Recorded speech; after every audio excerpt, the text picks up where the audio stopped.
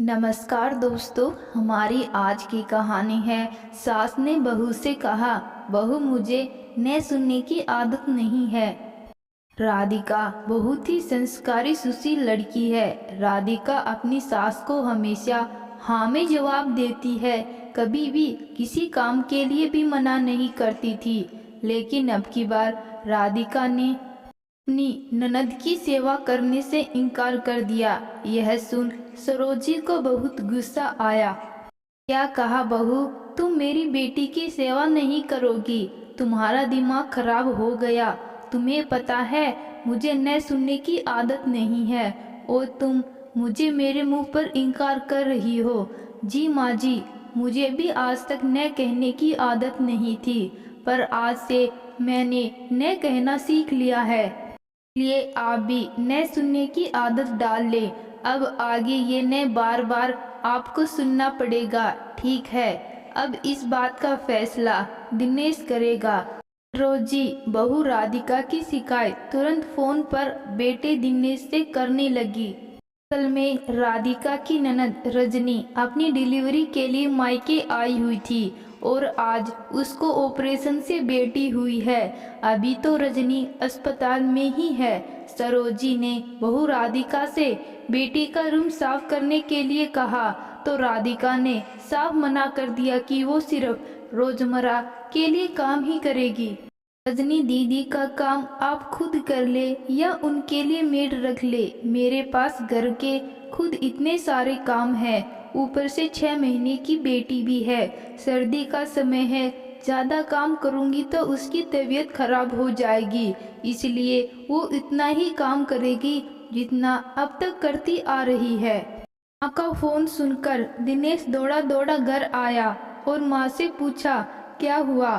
मुझसे नहीं, अपनी पत्नी से पूछ। इसने रजनी की सेवा करने से मना कर दिया है। अब मैंने अपनी जिम्मेदारी अपने उसे मायके बुलवाया है और बुढ़ापे में तो इतना काम कर नहीं सकती। का घर की बहू है तो ये जिम्मेदारी कौन लेगा? माँ क्या कह रही है राधिका? दिनेश गुस्से में राधिका को घूरता हुआ बोला, जी माँ सही कह रही है, मैं दीदी की सेवा तो नहीं करूंगी। अगर आपको याद हो तो कुछ महीने पहले मेरी बेटी भी ऑपरेशन से हुई थी और मेरी माँ की अचानक तबीयत खराब होने के कारण वो नहीं आ पाई थी। सास और ननद ने मेरी सेवा करने से इनकार कर दिया था, ये कहकर कि इतना काम हमारे बस का नहीं है। और कौन सा तुमने बेटा जना है जो तुम्हारी नखरे उठाए जाए और जिसकी माँ को उसकी परवाह नहीं तो हम क्यों करें? सास तो फिर सास है, पर रजनी दीदी ने भी जरा मुझ पर रहम नहीं दिखाई। भूल गए हैं उस वक्त आप भी कितने परेशान थे। आपको अपने ऑफिस से छुट्टी करनी पड़ती थी और तो और घर के कामों से बचने के लिए माँ और दीदी मासी के देवर की बेटी की शादी में चले गए थे। फिर मेरी माँ अपनी बीमारी भूल मेरी परेशानी देख तुरंत यहाँ आ गई थी। और जब डिलीवरी से पहले मैंने मायके जाने की इच्छा जताई तो माँ जी ने यह कहकर मना कर दिया कि बहू को ऐसे में मायके नहीं भेजेंगे, वरना लोग कहेंगे कि सेवा करने के लिए बहू को मायके भेज दिया। लेकिन वो अलग बात है कि सेवा करेंगे नहीं।